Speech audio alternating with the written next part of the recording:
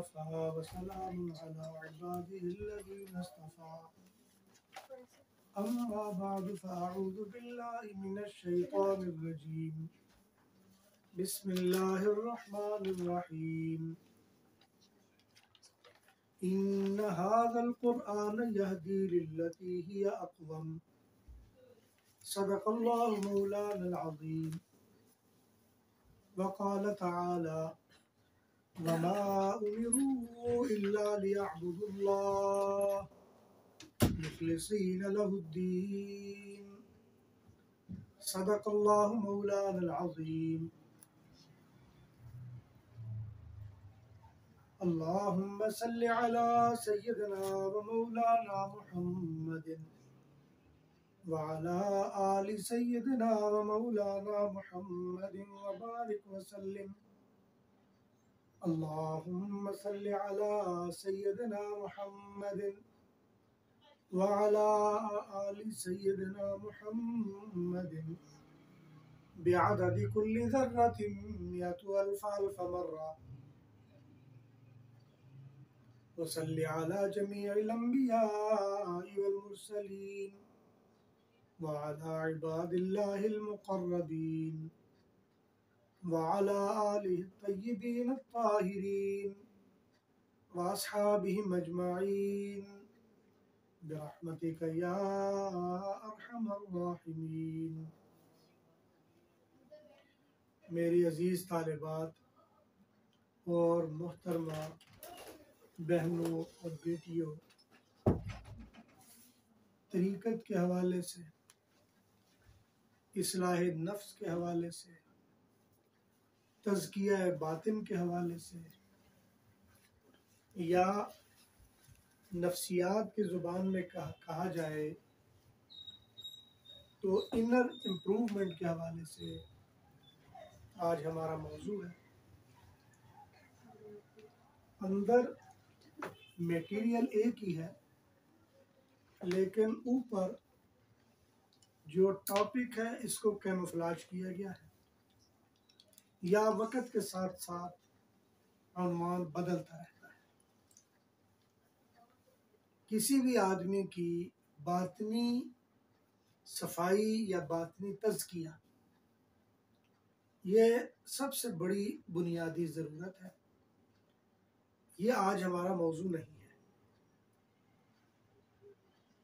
हमारा मौजू आज वो उस्ताद है जो हमारे लिए तज़किया बातिन का बाइस बनता है या जिसके ज़रिए से हम तज़किया बातिन करते हैं या हमारी इनर सेटिस्फेक्शन, इत्मीनान बातिन या तमानीनत क़ल्ब या सुकून रूह, राहत जान, तबीयती राहत, ये मुख्तलिफ उन्वानात हैं और इनके अंदर मज़मून एक ही है कि वो कौन से अवामिल हैं जिनको हम इख्तियार करें तो हम अपनी इस दुनियावी ज़िंदगी में भी अमन व इत्मीनान से रहेंगे और हम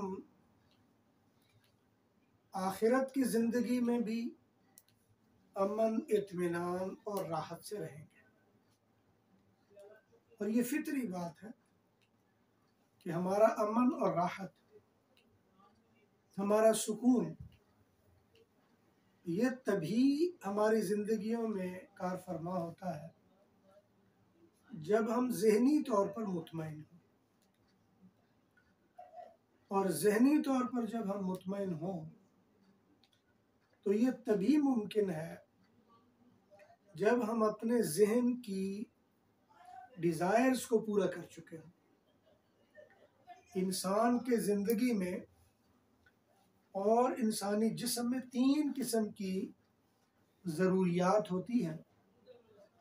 एक ज़रूरत जो जिस्म की ज़रूरत है और जिस्म की ज़रूरत हर बंदा अच्छी तरह समझता है कि भूख लगेगी तो जिस्म अपनी ज़रूरत जाहिर करेगा, और जिस्म की ज़रूरत पूरी करने के लिए अल्लाह ताला ने बहुत सारी चीज़ें पैदा की हैं। तो उसमें हम खाना खा लेते हैं, चाय पी लेते हैं, दूध पी लेते हैं। इसी तरह हम मुख्तलिफ चीज़ें हैं जो अपनी ज़िंदगी में खा लेते हैं। ये हमारी जिस्म की ज़रूरत को पूरा करती है। और फिर अल्लाह ने ये निज़ाम भी बनाया है, जब हमारे जिस्म में ज़रूरत पैदा होगी तो उस ज़रूरत के पैदा होने का पता भूख से लगेगा, और जब भूख का आप इजाला कर लेंगे कोई चीज़ खाने पीने से, तो खाने पीने से भूख ख़त्म होने से हमें पता चलेगा कि ज़रूरत पूरी हो गई। इसी तरह हर इंसान में, वो आदमी हो, औरत हो, बच्चा हो, बड़ा हो, जवान हो, बूढ़ा हो, उनमें नफसानी ख्वाहिशात भी रखी है। और ये नफसानी ख्वाहिशात पूरी करने के लिए अल्लाह ताला ने ऐसा निज़ाम बनाया हुआ है कि इंसान उन ख्वाहिशात को पूरा करता है, लेकिन पूरा करने से पहले वो ख्वाहिशात पैदा होती हैं। हमारे यहाँ फ़लसफ़े में जो 5वीं ब्रांच शामिल की गई है उसको हम कहते हैं एस्थेटिक्स। एस्थेटिक्स का मतलब होता है यानी हुस्न जमाल, जो इंसानी जमालियाती हिस्स की तकमील के लिए है। उसको एस्थेटिकल व्यूज़ कहा जाता है या एस्थेटिकल सेंसेस कहा जाता है। ये बुनियादी ज़रूरत और रिक्वायरमेंट है इंसान की। इंसान हर खूबसूरत चीज़ को देखता है और उसे हासिल करने की फ़िक्र करता है।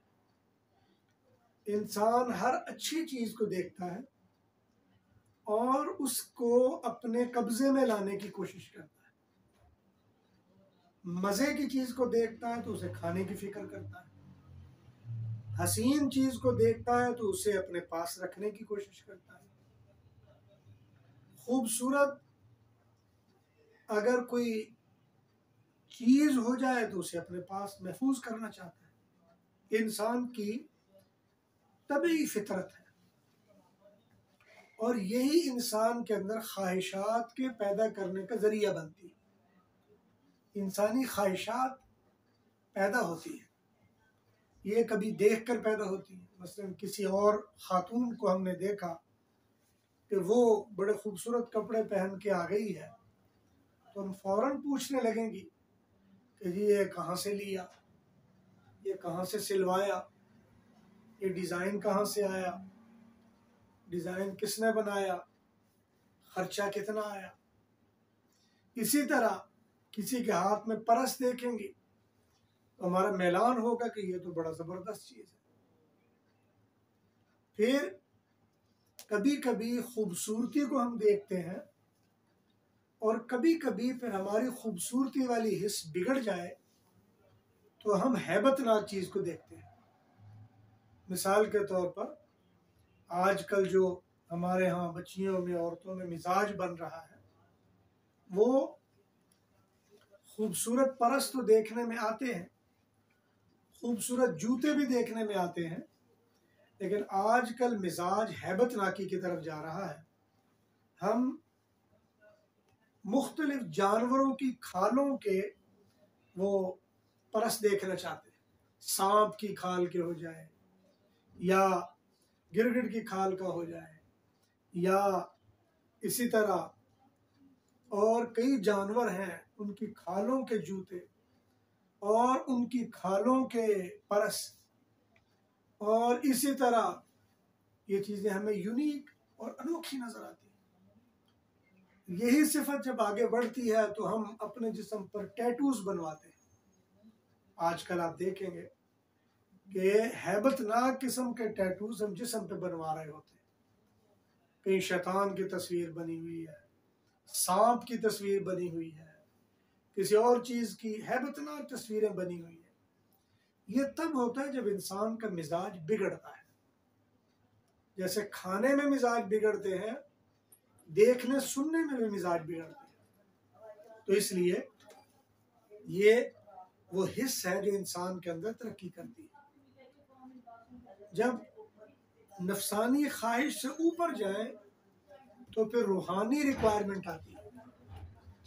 रूहानी रिक्वायरमेंट ये है, हमारा दिल चाहता है कि हम रूहानी तौर पर बहुत तरक्की करें, लोगों में हमारा नाम और नमूद हो, रूहानी तौर पर हम लोगों पे असरअंदाज हो। हमारे पास बैठने से, हमारे साथ बातें करने से, या हमारे हम सोहबत होने से रूहानी तौर पर हमारे ऊपर असर आता है या हम किसी पर असरात डालते हैं। आज ये तमहीदी बातों के बाद अहम बात यह है कि हमें ये सब कुछ सीखने के लिए एक उस्ताद की ज़रूरत होती है। इंसान कोई भी चीज़ सीखना चाहे, उस्ताद के बगैर सीखना नामुमकिन है। इल्ला माशाअल्लाह, 1000 में कोई एक केस शायद आप बता सकें कि वहाँ उस्ताद की ज़रूरत नहीं थी और उसने सीख लिया। और मेरा ख्याल है कि शायद 1000 में भी मुमकिन ना हो, शायद लाख में कोई एक आध बंदा ऐसा मिल जाए कि जो आपको ऐसा नज़र आ जाए कि आप सिखाए बगैर, बताए बगैर उसका रास्ता सीधा है। वरना उमूमन हम बिगाड़ में पड़ते हैं, हम तबीयत के बिगाड़ में पड़ते हैं, हमारी तबीयतों में खराबी आती है। और उसकी सबसे बड़ी बीमारी आज के दौर में कैंसर है। ये कैंसर ऐसी बीमारी है आज के दौर में इंसानी जिस्म की जो लाइलाज समझी जाती है, ये सबसे बड़ी है। नफ्सियाती बीमारियों में या नफसानी बीमारियों में जहाँ और मामलात हैं, सबसे बड़ी बीमारी तकब्बुर है। ये नफ्सियाती बीमारी, इंसान में ऐसी बीमारी आ जाती है जिसका इलाज बहुत मुश्किल होता है लेकिन हो सकता है। रूहानी बीमारियों में जो सबसे खतरनाक बीमारी आती है वो इल्हाद आ जाती है, और इल्हाद आजकल हमारे यहाँ बहुत ज्यादा है। इल्हाद असल में उस कैफियत को कहा जाता है कि हम एक चीज को दीन समझ रहे हो और वो दीन ना हो, इसको इल्हाद कहा जाता है। या हम किसी चीज को समझ रहे हो कि ये हक है और वो हक ना हो, हम किसी बात को समझ रहे हो कि वो दुरुस्त है हालांकि वो दुरुस्त ना हो, ये इल्हाद है। ये 3 बीमारियां हैं और इन तीनों बीमारियों के लिए हमें उस्ताद की जरूरत होती है। अब उस्ताद भी वो होना चाहिए जो उस चीज को समझता हो। ऐसा तो कभी नहीं हो सकता कि मुझे सर में दर्द हो और मैं जाकर किसी मोची से कहूं कि साहब मुझे सर में दर्द है, मैं क्या करूं। या अगर मेरे पेट में दर्द हो तो मैं किसी सब्जी वाले से कहूं, पेट्रोल पंप पे जो आदमी पेट्रोल डालता उसको जाके कहूं कि जनाब मुझे ये हो गया, बताएं मैं क्या करूं। ऐसा कभी नहीं हो सकता। आप उसी बंदे को कहेंगे जो उस फील्ड से रिलेट करता होगा या उस फील्ड से जुड़ा हुआ होगा।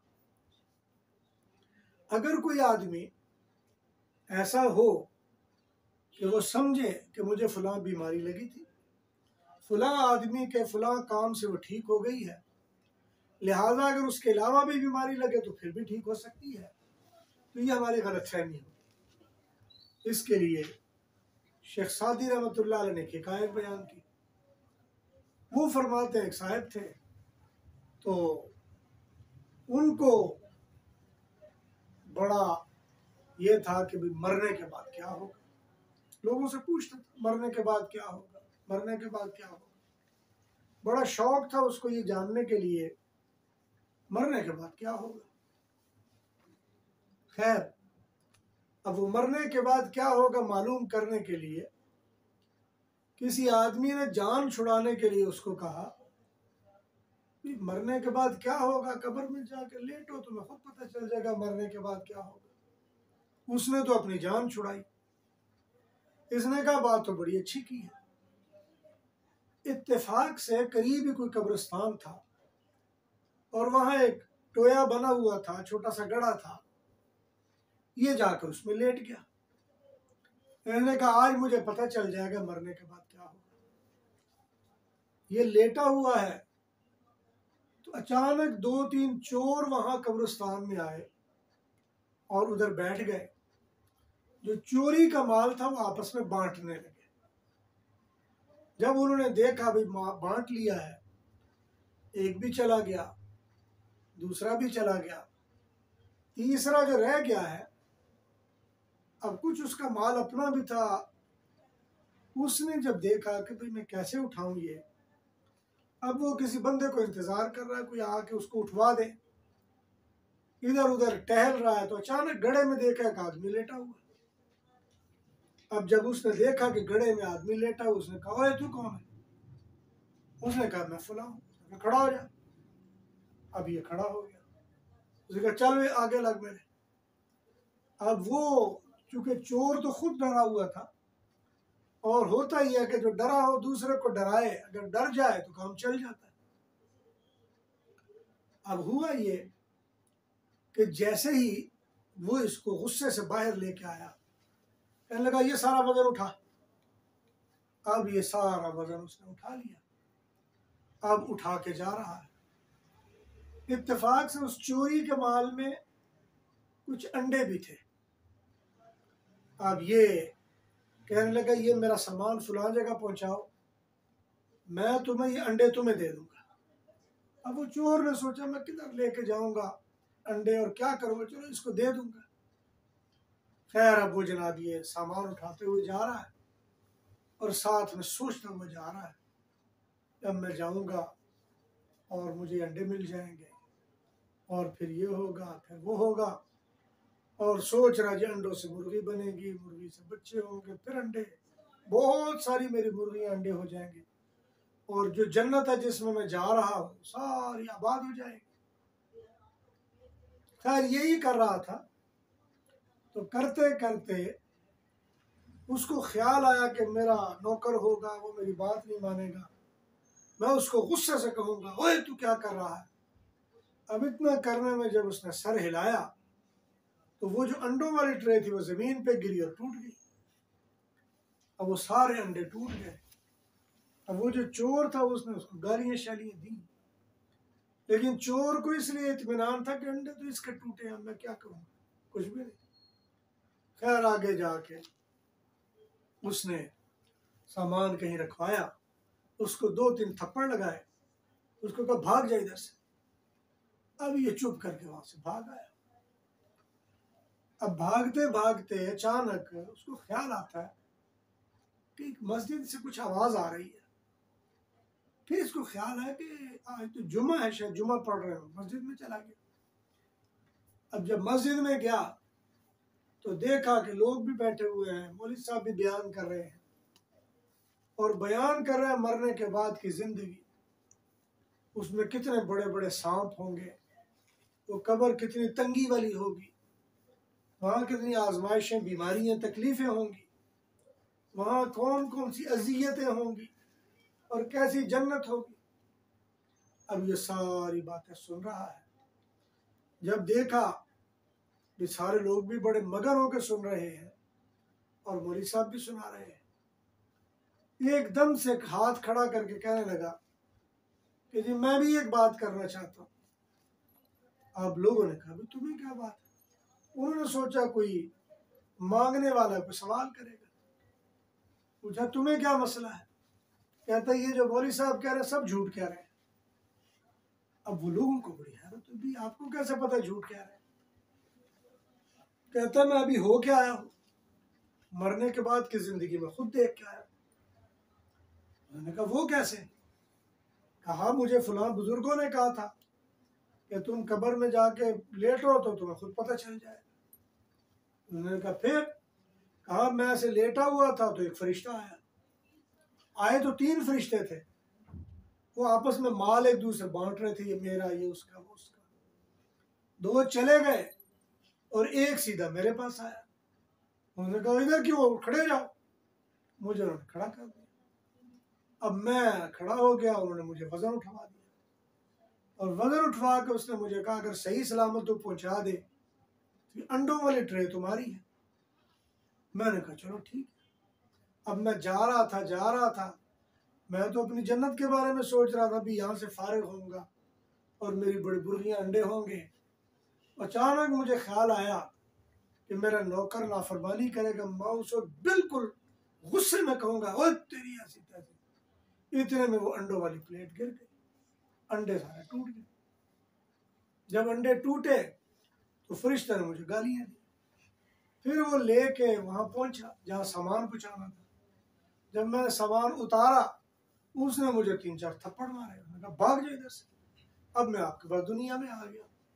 ये मौलवी साहब पता नहीं कौन सी बातें कर रहे हैं। इसलिए अगर आपके पास कोई सिखाने वाला नहीं होगा तो आप अपनी जहनी कैफियत, नफ्सियाती कैफियत, जिस्म पर वारिद होने वाले तखय्युलात को रूहानियत या इल्हाम या वही समझना शुरू कर देंगे। इसलिए सबसे पहले उस्ताद की ज़रूरत है, और उस्ताद भी वो होना चाहिए जो आपके सारे मराहिल और मंजिल को जानता हो और हकीकत हाल से भी अच्छी तरह आगाह हो।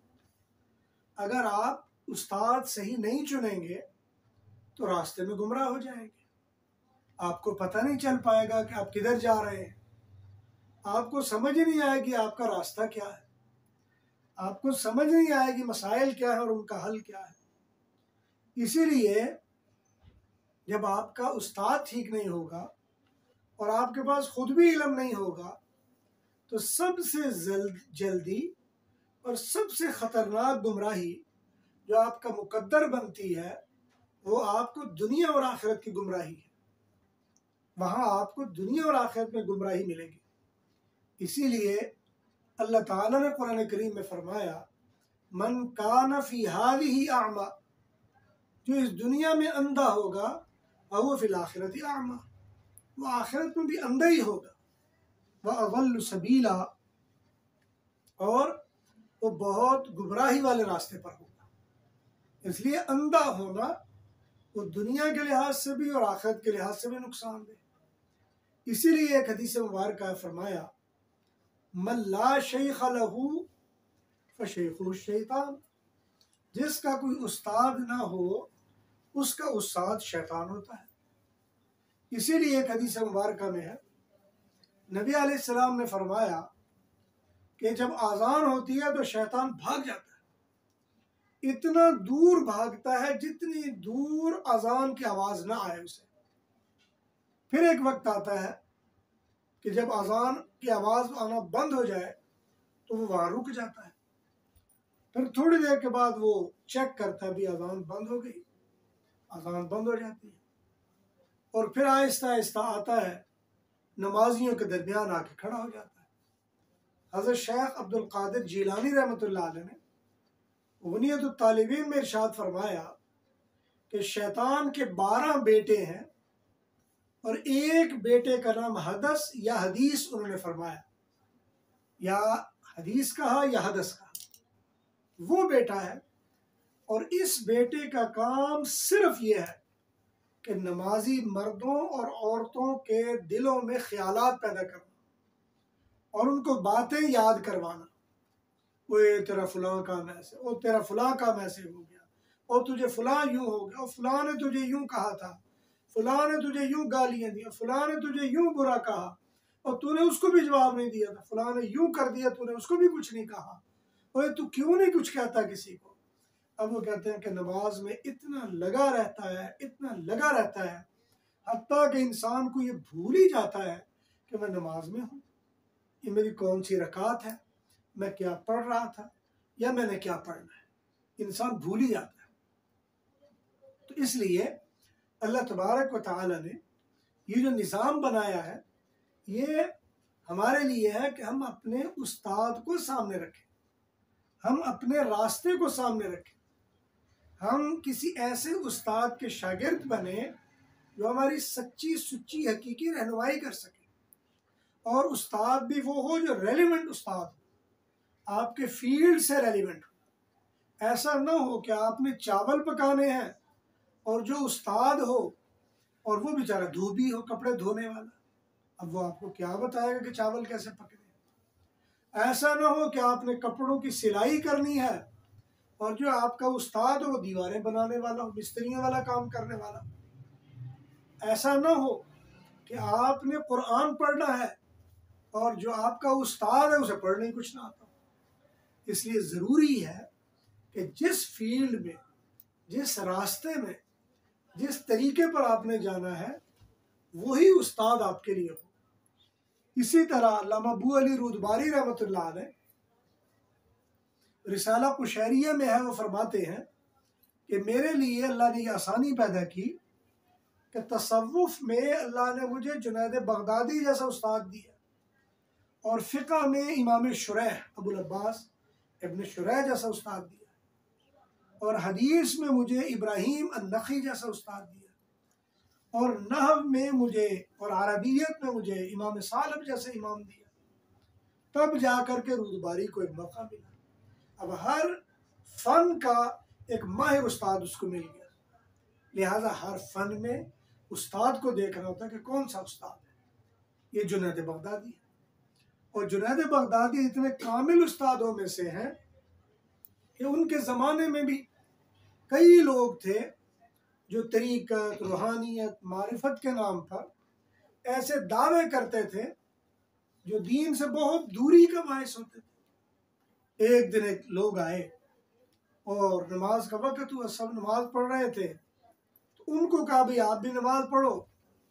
उनमें से एक कहने लगा अपने हजरत जी के बारे में कि भाई हम तो पहुंचे हुए हैं। तो जुनैद बगदादी रहमतुल्लाह अलैह ने फरमाया कि हाँ यसिलून, वाकई पहुंचे हुए, वलाकिन सक़र, लेकिन ये जहन्नुम में पहुंचे हुए हैं।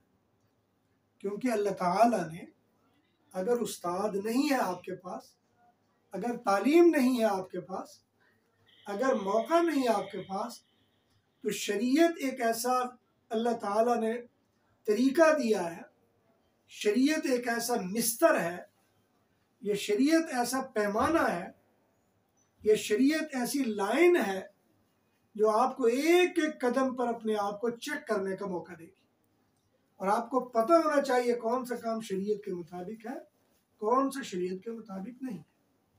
हज़रत इमाम मुजद्दिद अल-फ़िसानी रहमतुल्लाह अलैह मकतूबात में लिखते हैं कि हमारे पास जब भी कोई बंदा आए और वो अपनी कैफियत जो भी बताए, हमारे पास दो गवाह है, उन दो गवाहों से पूछते हैं, अगर वो दोनों गवाह अपनी गवाही दे दें कि जनाब ये जो बात कही जा रही है ठीक है, तो हम भी कहते हैं ये कहने वाला ठीक कह रहा है।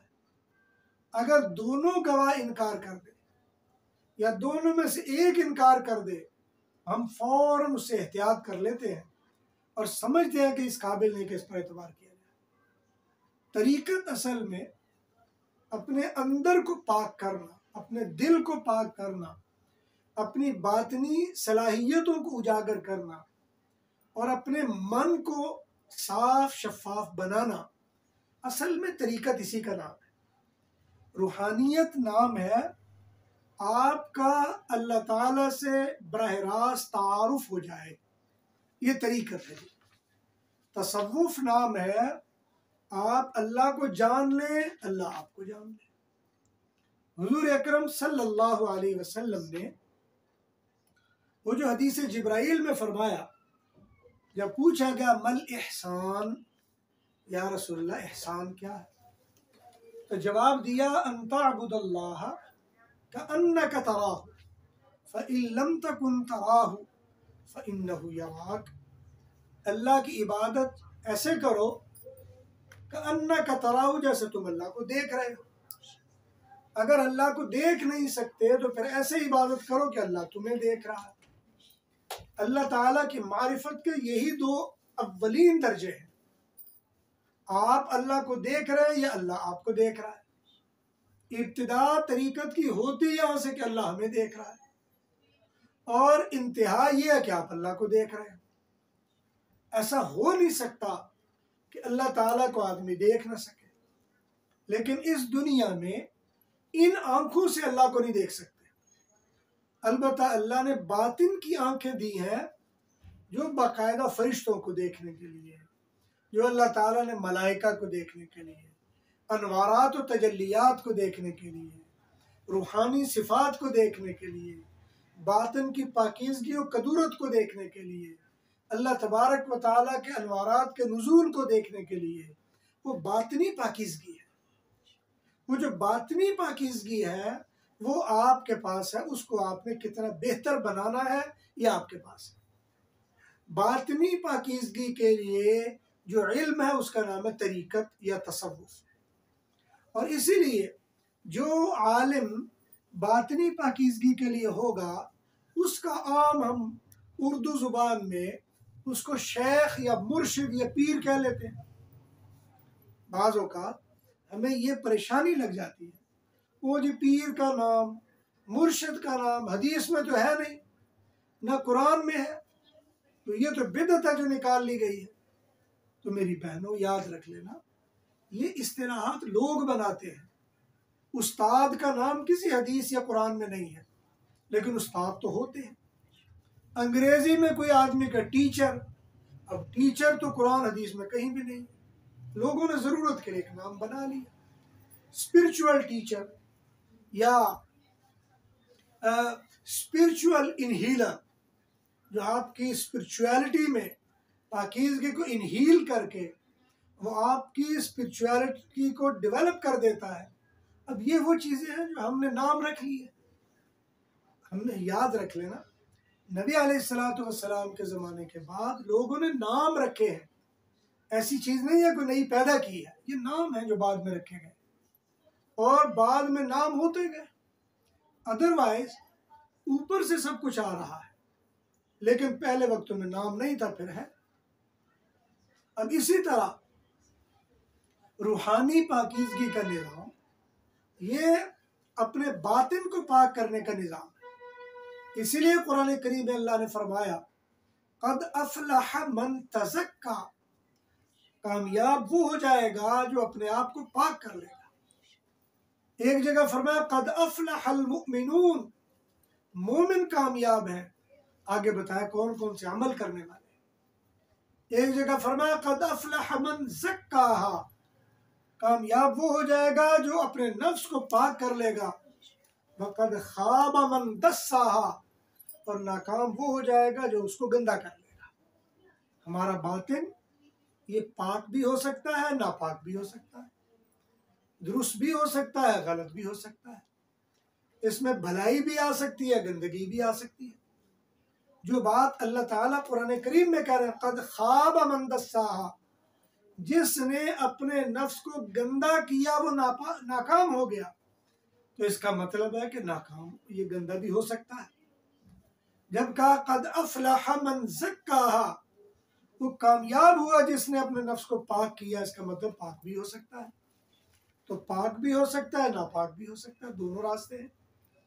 अब ये हमारी जिम्मेदारी है, ऐसा रास्ता, ऐसा इल्म, ऐसा तरीका या ऐसा उस्ताद चुने जो हमारे नफ्स को, हमारे बातिन को, हमारी रूहानियत को तरक्की देकर उसमें पाकीज़गी पैदा करे, नजासत और गंदगी ना पैदा कर सके।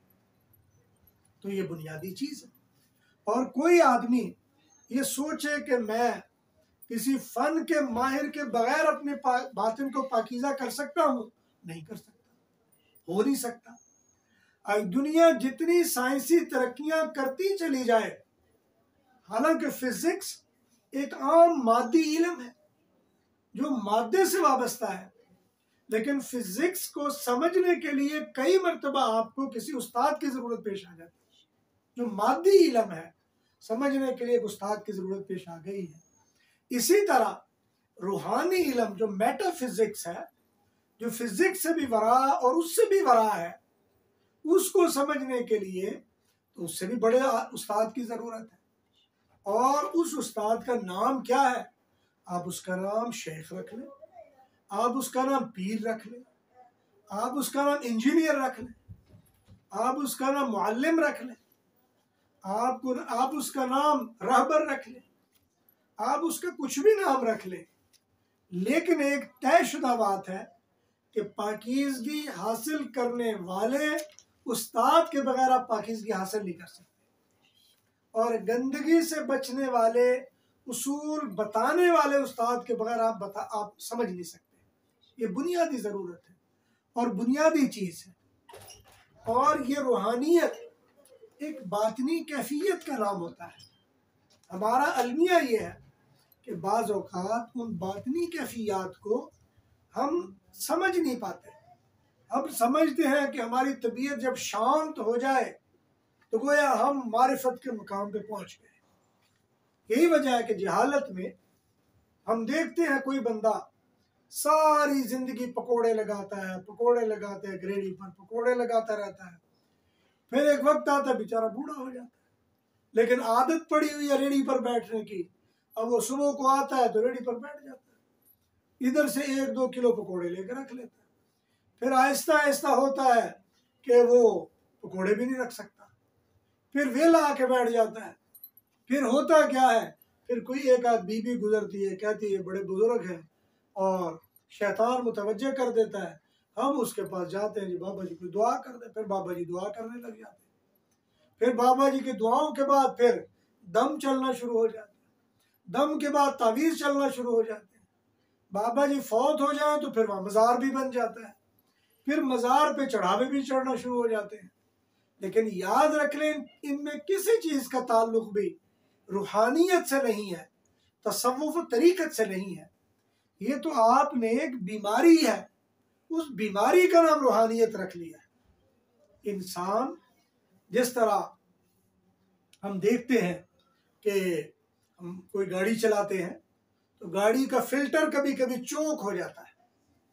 अब गाड़ी के फिल्टर के चोक होने का मतलब ये है कि फिल्टर का जो असल फंक्शन है कि वो हवा, ताज़ा हवा इंजन की तरफ भेजे और उस हवा में आलाइशें अगर कोई हैं, गर्दो गुबार है, उसको रोक ले। लेकिन एक वक्त आता है कि वो जो फिल्टर है उसके अंदर आलाइशें, गर्दो गुबार इतना आ जाता है कि हवा अंदर से पार नहीं हो सकती। नतीजा ये है कि गाड़ी स्टार्ट नहीं होती, या वो झटके लेने लगती है, या और ख़राबियाँ करने लगती है, फिर हमें वो फिल्टर बदलना पड़ता है। यूँ समझ लें कि मेरे और आपके बातिन में अल्लाह ताला ने रूहानियत के सेंसर लगाए हुए हैं, और वो सेंसर हैं जो खालिस इबादत होगी, खालिस अमल होगा, खालिस जिक्र होगा, खालिस नीयत होगी, वो उस सेंसर में से गुजर के अल्लाह की तरफ चली जाएगी। अगर कोई उसमें दुनियादारी है, अगर कोई उसमें लज्जत है, अगर उसमें ख्वाहिश नफसानी है, अगर कोई दुनिया की आलाइशें हैं और दुनिया का तलब है, वो वहीं पे रुक जाएगा, वो अमल आगे नहीं जा सकेगा। अब जब अमल आगे नहीं जाएगा, अब वो आपका जो रूहानियत वाला फिल्टर है वो गुनाहों के साथ चोक हो जाएगा। अब चोक होने के बाद जो हमारे अंदर बीमारी पैदा होती है वो यही है कि हम शांत हो जाते हैं, इसलिए कि फिल्टर तक तो हमारी नीयत थी, इसके आगे जहान तो हमारी नजरों में है ही नहीं, लिहाजा हमने यही समझा कि बस यहीं तक है। अब जब वहीं तक रह गए, हम उसी में शांत हो गए, खुशबाश हो गए, तबीयत में फराखी आ गई, बहुत ठीक हो गया। यही वजह है कि बहुत सारे लोग आपको नजर आएंगे और वो अजीब अजीब काम करते हुए नजर आएंगे। कभी कोई आदमी देखेंगे वो पानी में बैठा हुआ है, कभी कोई देखेंगे वो आग में बैठा हुआ है, कभी कोई देखेंगे आग को अपने ऊपर डाल रहा है, कभी देखेंगे उबलते हुए पानी को अपने ऊपर डाल लेता है, किसी को देखेंगे उबलता हुआ दूध अपने ऊपर डाल लेता है, किसी को देखेंगे वो कोई धंधा कर रहा है। लेकिन याद रख लें, रूहानियत का ताल्लुक इस मादी दुनिया की किसी अमल से नहीं है कि मैं रूहानी तरक्की पर होऊंगा तो मेरी तली पर सरसों जम जाएगी, ऐसा नहीं होता। और ऐसा नहीं होगा कि मेरी अगर रूहानी तरक्की है तो मैं बोलूंगा तो मेरे मुंह से आग निकलना शुरू हो जाए। ऐसा नहीं होता। ऐसा नहीं होगा कि अगर मैं बहुत रूहानी तरक्की पर हूं और कोई बंदा मेरी तरफ देखे और मैं गुस्से से देखकर उसको भस्म कर दूं, ऐसा कभी नहीं होता और ना ऐसा हो सकता है। और ये अगर ऐसा हो भी जाए, कोई इक्का दुक्का वाकयात ऐसे हो भी जाए, तो वो नफ्सियात से ताल्लुक रखते हैं, उसका रूहानियत से ताल्लुक नहीं है। ना रूहानियत इस तरह की चीज का नाम है। उस्ताद, पीर, शेख होता इसलिए है कि वो आपकी रूहानियत को पाक कर दे, आपके फिल्टर की गंदगी को, अलाइशों को खत्म कर दे। और अल्लाह ताला ने यही कहा है, क़द अफ़लह मन ज़क्काहा। इसका अगर आज की जुबान में मैं तर्जुमा करना चाहूँ तो मतलब यही होगा कि जिसने अपने बातिन के फिल्टर को पाक साफ कर लिया तो वो कामयाब हो गया, अफ़लह। लेकिन अगर किसी ने गुनाहों की अलाइशों, गंदगियों से अपने बातिन के फिल्टर को गंदा कर लिया, वक़द ख़ाब मन दस्साहा, वो बंदा तो खाइब व खासिर हो गया। तो इसलिए उस्ताद की ज़रूरत जितनी पहले ज़मानों में थी, आज उससे कहीं ज़्यादा है। और आलिम उस्ताद की ज़रूरत जितनी पहले वक्तों में थी, आज उससे कहीं ज़्यादा है। इसलिए कि पहले वक्तों में दीनी तालीम भी हमारे अंदर होती थी, और आज के ज़माने में ऐसे पीर, शेख, मुर्शिद की ज़रूरत है जो आपके अकायद को पहले नंबर पर दुरुस्त करे।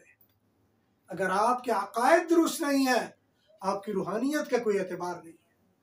इसलिए कि जब आपको अल्लाह ताला के बारे में, अल्लाह की किताबों के बारे में, अल्लाह ताला के अंबिया के बारे में, वही और रिसालत के बारे में, मलाइका उनके कामों के बारे में, तकदीर के बारे में, मरने के बाद की ज़िंदगी के बारे में, अल्लाह ताला के अजर व सवाब, मारिफत के बारे में अगर कुछ पता ही नहीं है तो आपकी मारिफत किसी काम की नहीं है। बल्कि यूँ समझे कि मारिफत के नाम पर आप गुमराही की तरफ चले जाएंगे। आज समझते ये है कि मेरे दिल में जो बात आ गई गोया अल्लाह ने डाल दी। और बाज़ औक़ात पीर भी ऐसे माशा अल्लाह होते हैं, वो समझते हजरत साहब के मुंह से जो निकल गया ये तो गोया अल्लाह की तकदीर है। ऐसा नहीं होना चाहिए, ये गुमराही है। इंसान किसी भी दर्जे में पहुंच जाए, अल्लाह ताला ने तो नबी अलैहिस्सलाम को कहा, इन्नका ला तहदी मन अहबब्ता, आप जिसको हिदायत देना चाहें और आप पसंद करें कि फलां को हिदायत मिले, आप उसको हिदायत नहीं दे सकते। वलाकिन्नल्लाह यहदी मन यशा, वो अल्लाह है जिसको चाहते हैं वो हिदायत दे देते हैं। वो अल्लाह ताला की हिदायत का सामान है, वो किसी और की तरफ से हिदायत का सामान नहीं होता। इसलिए मेरी बहनों, हमें चाहिए कि हम देखें कि हम किस रास्ते की तरफ जा रहे हैं, हम क्या कर रहे हैं, कौन सा अमल है जो हमारा अमल चल रहा है हमारे जरिए से। हमें अपने अमाल को, अपने असातिज़ा को, अपने तरीक़ाकार को, इन सारी चीज़ों को देखना पड़ेगा ताकि हम राह रास्त पे आगे से आगे बढ़ते चले जाएं और आगे तरक्की करते चले जाएं। हम अगर ऐसे तरीके इख्तियार कर लें या ऐसी ज़िंदगी इख्तियार कर लें कि जिसमें ऐसे तरीके इख्तियार कर लें या ऐसा अंदाज इख्तियार कर लें कि जो हमारे लिए मुश्किलात का बायस बन जाए या दुनियादारी का बायस बन जाए या दुनियावी मुआमलात और दुनियावी लज़्ज़ात का बायस बन जाए,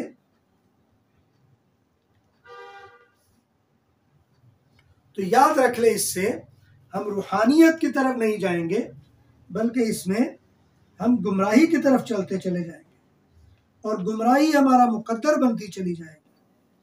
और हमें ऐसी चीज़ों से बहरहाल बचना चाहिए। अल्लाह ताला से दुआ है, जो कुछ कहा सुना गया अल्लाह रब्बुल आलमीन अपनी बारगाह में कबूल मंजूर फरमाए। वाखिर दावाना अल्हम्दुलिल्लाहि रब्बिल आलमीन।